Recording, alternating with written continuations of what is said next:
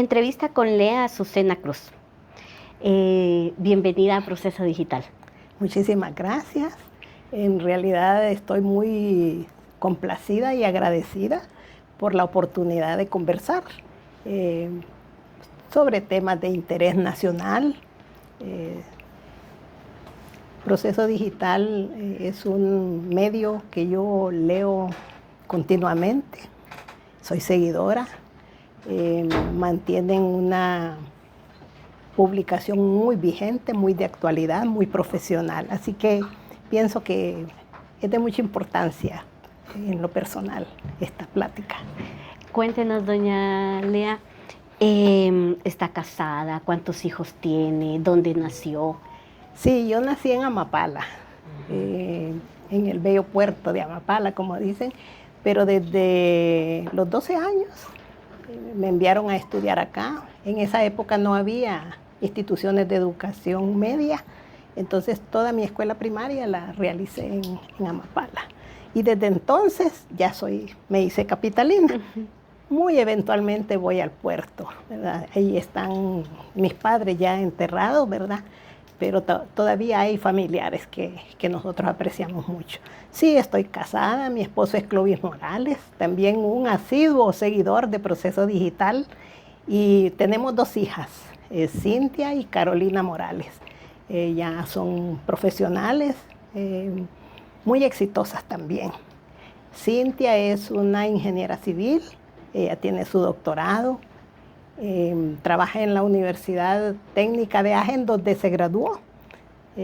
Tiene esa gran ventaja. En este momento está liderando un proceso de investigación de tecnología para innovación del cemento. Con Clovis nos reíamos a lo que se está dedicando, pero es una innovadora, es una científica, se recorre muchos países compartiendo sus experiencias. Eso nos complace mucho. Y Carolina es la menor, también muy exitosa. Ella se desempeña en la Cámara de Comercio e Industria Alemana. Tiene un puesto ejecutivo, es una directora también. Entonces estamos muy complacidos porque contribuimos con la sociedad en la formación de nuestras hijas. Sí. Doña Lea, usted fue la primera mujer rectora de la UPN. ¿De qué año a qué año ejerció y cuáles fueron sus principales logros en su gestión? Sí, efectivamente, fui honrada por la comunidad universitaria. Fui rectora de 2 periodos, del 2005 al 2011.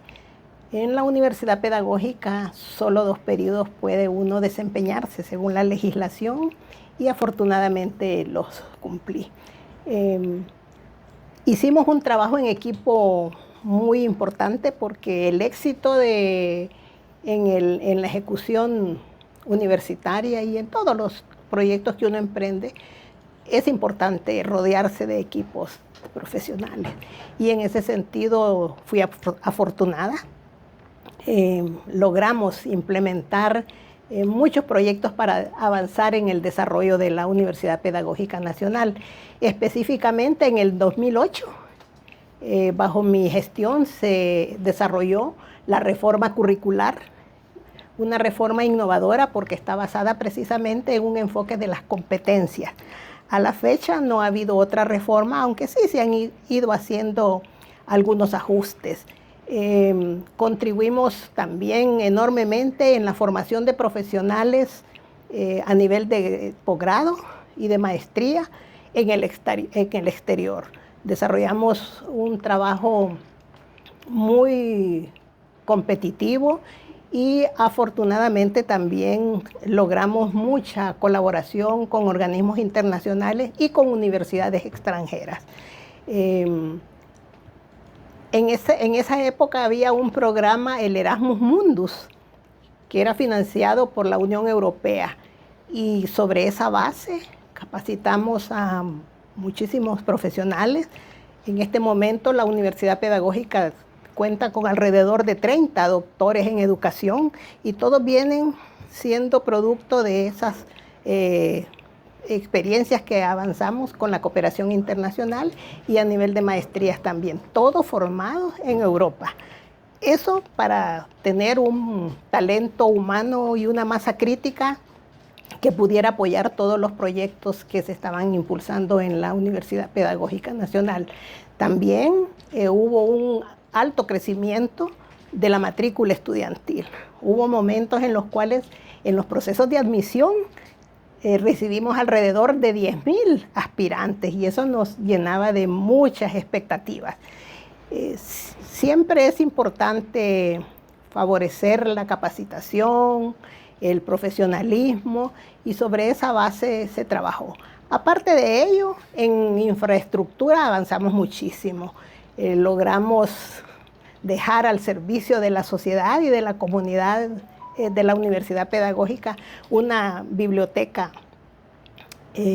con muchos artículos y volúmenes. Además, estamos conectados con bibliotecas virtuales, con la Biblioteca del Congreso de Estados Unidos, con bibliotecas con la UNESCO.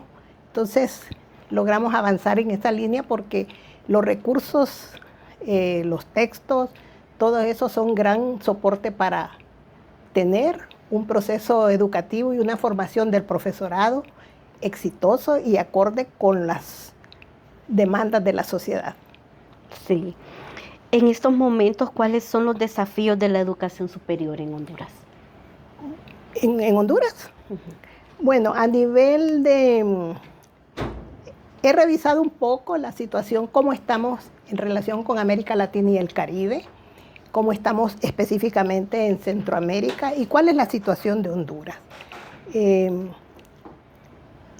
A nivel de América Latina y el Caribe, la demanda para formarse a nivel superior ha crecido. Tenemos alrededor de 113 millones de estudiantes a nivel de América Latina y el Caribe en la educación superior. Y podemos hacer un repaso de cómo encontramos la educación superior en Centroamérica, por ejemplo. Hay 127 universidades en toda la región centroamericana. Costa Rica tiene alrededor de 64 universidades, entre universidades públicas, privadas y además universidades internacionales. Panamá tiene 41 universidades públicas y privadas también. Guatemala tiene 14 universidades, solamente una universidad pública. El Salvador tiene 41 universidades, una pública, el resto privadas e institutos de educación superior. Honduras tiene 22 universidades, 6 públicas y el resto privadas. En Belice solamente hay una universidad. Nicaragua, creo que no la mencioné, tiene 44 universidades. En Honduras tenemos una matrícula de alrededor de 120.000 estudiantes. Casualmente hoy revisaba los medios escritos y estaba analizando cómo está la situación de la cobertura de la educación. Y vemos que el 60% desde prebásica hasta secundaria pues, están siendo atendidos en los centros educativos. Hay un 40% de nuestra niñez y juventud que no está siendo atendida en educación. Y no es ninguna diferencia, no hay ninguna diferencia con lo que está pasando en la educación superior.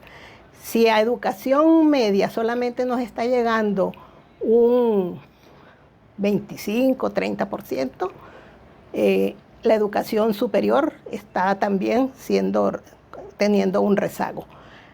Los últimos años, post-pandemia, por ejemplo, se están haciendo muchísimos esfuerzos a nivel de las universidades, sobre todo las universidades públicas, por recuperar su población estudiantil y aún así todavía estamos en déficit y con la necesidad de elevar la cobertura en educación superior y sobre todo avanzar en carreras que no han sido tan demandadas por la juventud, las ingenierías, las matemáticas, las ciencias, ¿verdad? Todo el enfoque tecnológico. Me dijo de que habían 22 universidades, ¿verdad? Sí, 6 públicas. públicas.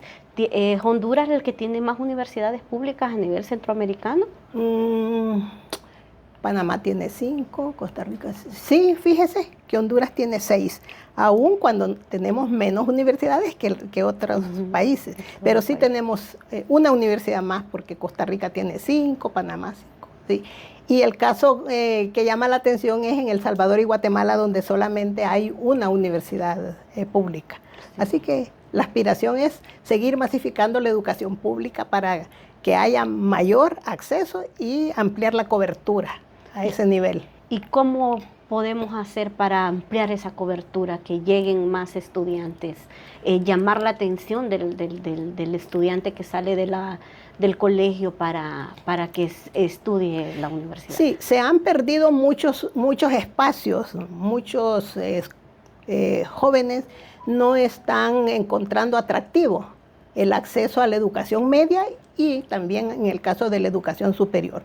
Esto está conectado con la falta de empleo, porque se aspira a formarse, ¿verdad?, para poder tener oportunidades laborales y mejorar su condición de vida. Entonces eso es importante, ampliar la oportunidad de puestos laborales. Y dentro de todas las universidades, ¿cuánto es el número de estudiantes que hay? En Honduras tenemos 240,000 estudiantes. 240. Sí. Y a nivel de todo Centroamérica, No, a nivel de todo Centroamérica es 1,124,000 estudiantes. Sí, okay. sí. Sí. Usted lo decía de la currícula, Sí. que usted logró hacer sus reformas. En este momento se necesita que se vuelva a ver una revisión en las universidades públicas, llamar más la atención, como decía usted, de los planes de estudio, principalmente de las carreras que no son tan vistas para los estudiantes. Sí, Honduras necesita, desde mi perspectiva, impulsar una reforma curricular en todos los niveles del sistema.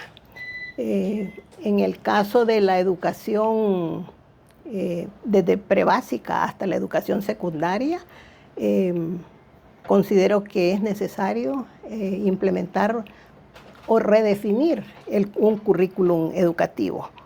¿Desde qué punto de vista?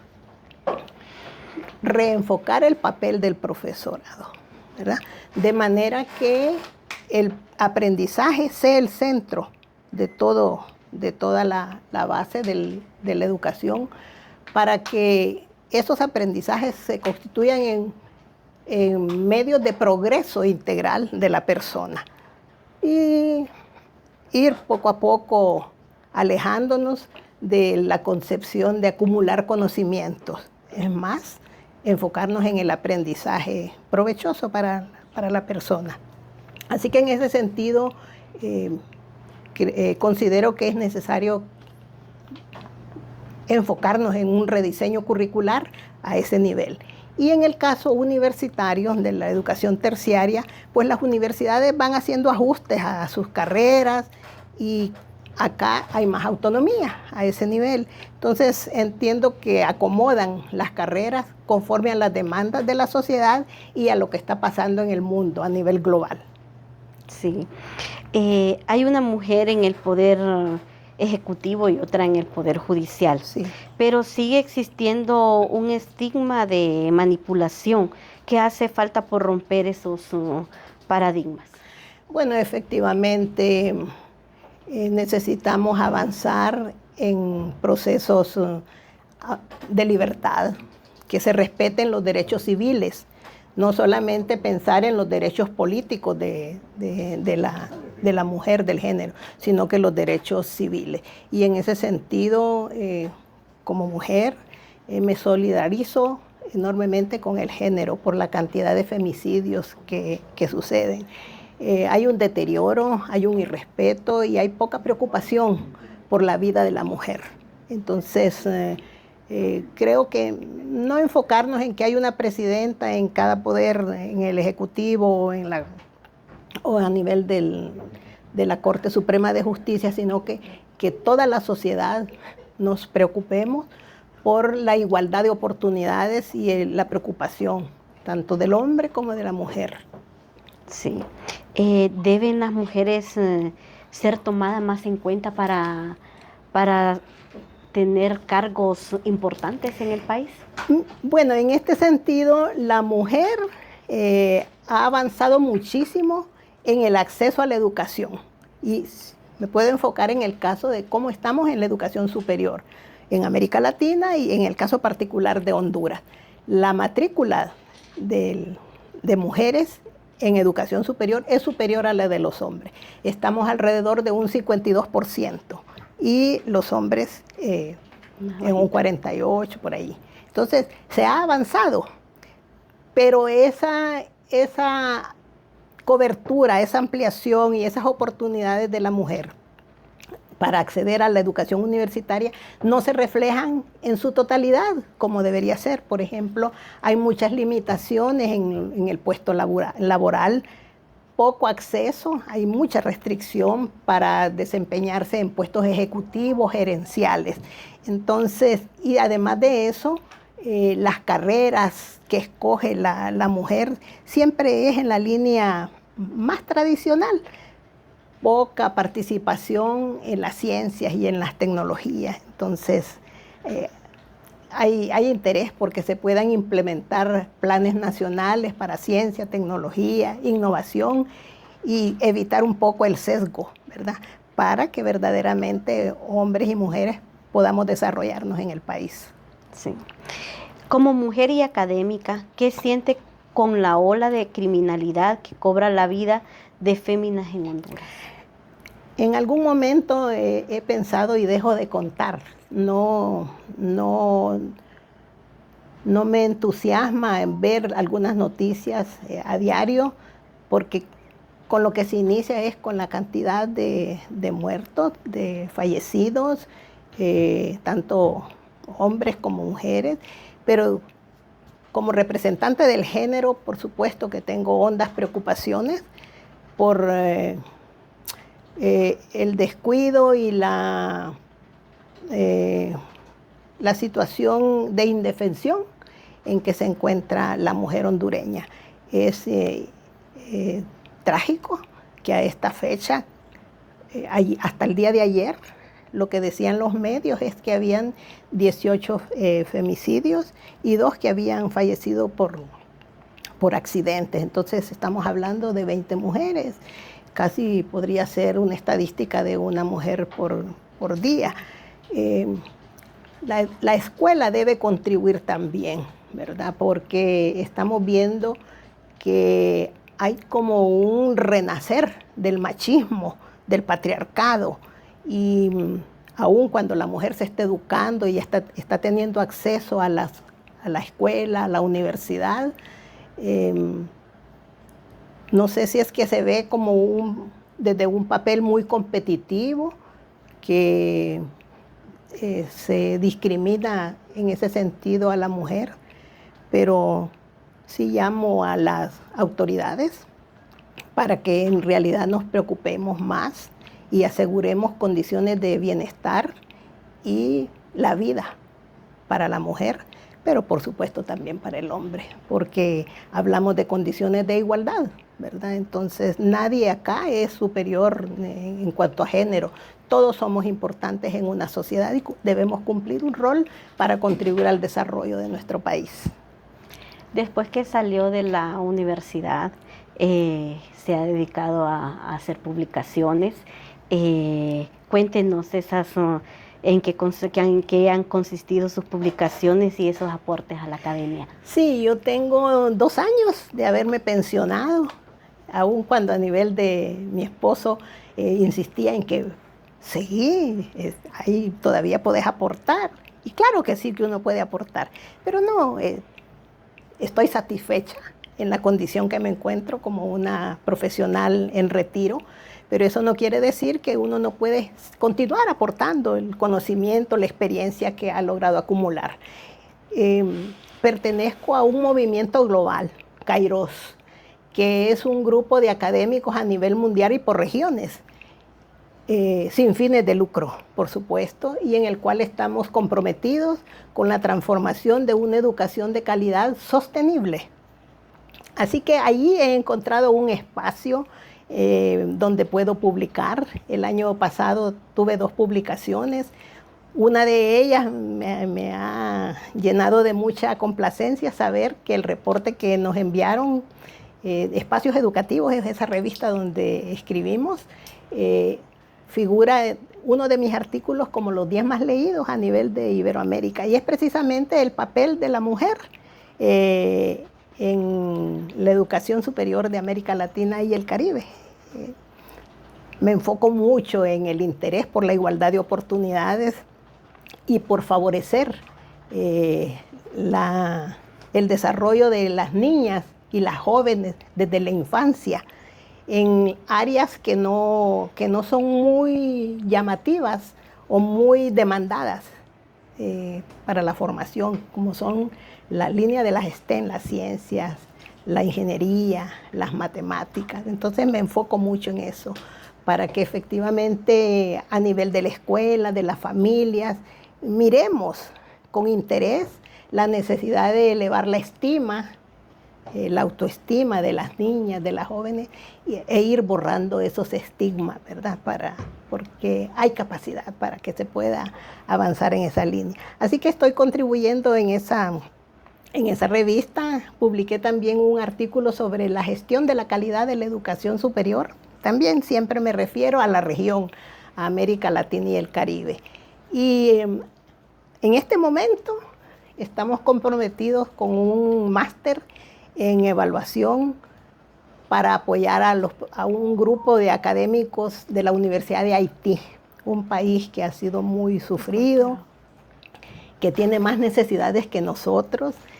Y pues estamos preparándonos, y ya el 27 vamos a despegar con ese máster, un grupo de académicos también de Iberoamérica que estamos desarrollándolo. Creemos que son contribuciones que podemos hacer.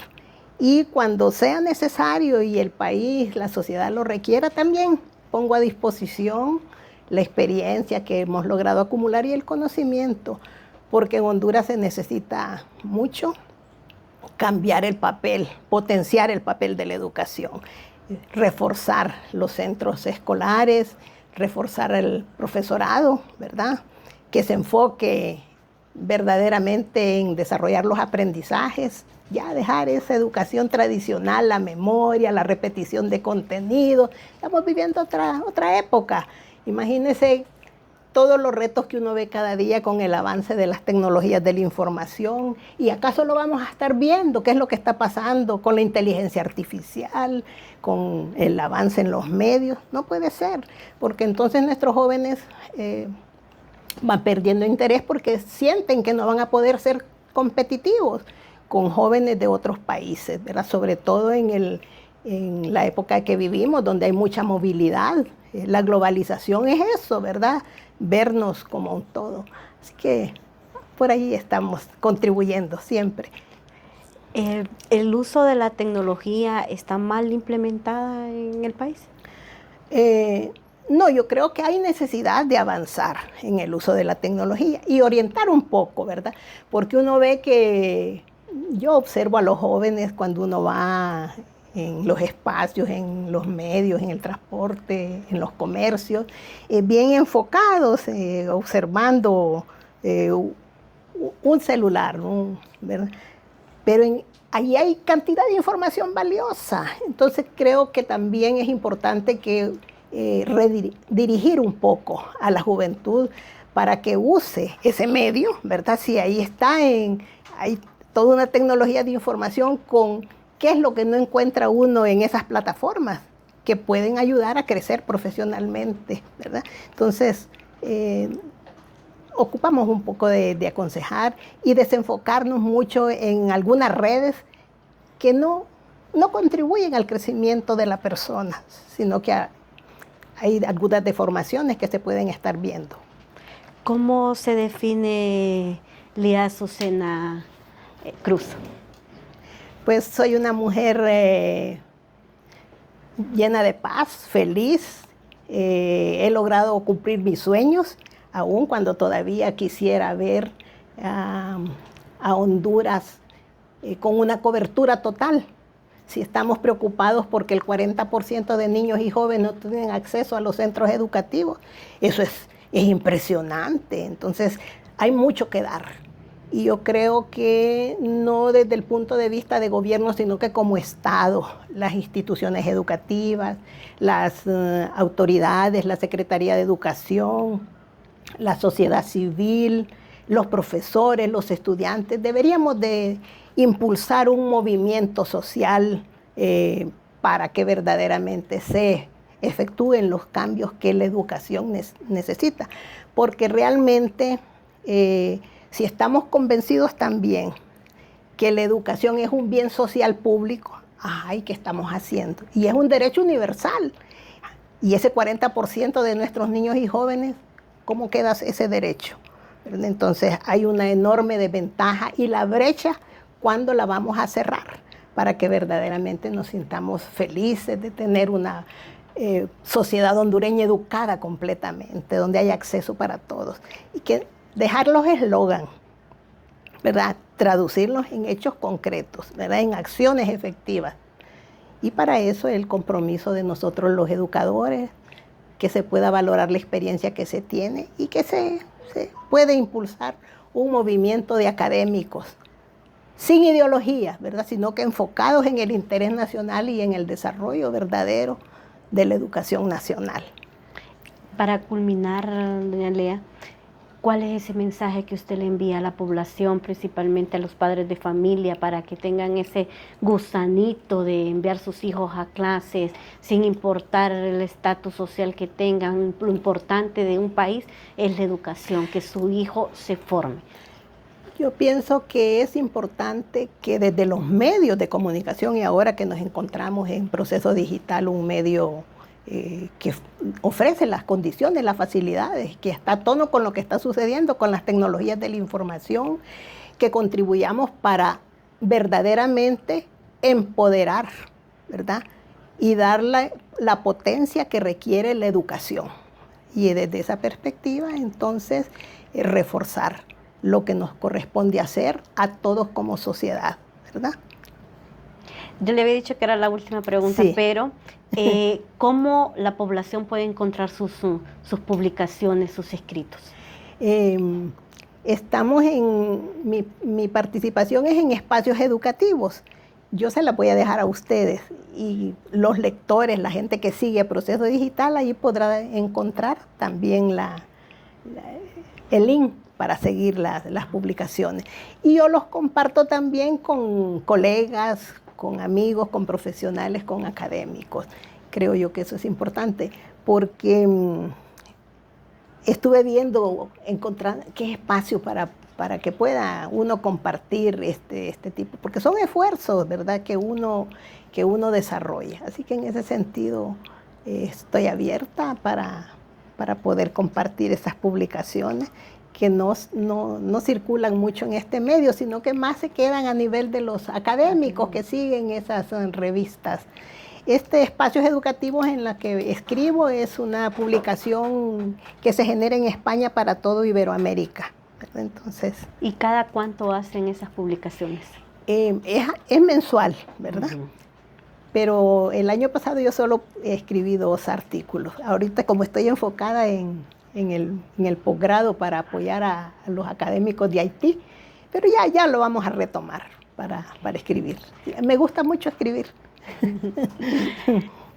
Muchas gracias por venir, ¿verdad? Y sí, compartir con los escuchas, los televidentes, los lectores, sí, los internautas de Proceso Digital, sus experiencias. Sí, es importante. Yo pienso que no hay que actuar con egoísmo, hay que compartir. Más que el conocimiento, la experiencia, ¿verdad? Entonces, desde esa perspectiva es que podemos seguirnos proyectando. Y cuando Proceso Digital desee seguir conversando sobre este y otros temas, sobre educación, podemos contribuir, porque es una forma también de educar a la sociedad hondureña. Así es.